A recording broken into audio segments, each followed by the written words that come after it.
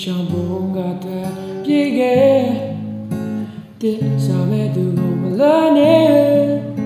ငငိုတာရဲ့ပြီးပြောအောင်အိမ်အောင်ကွယ်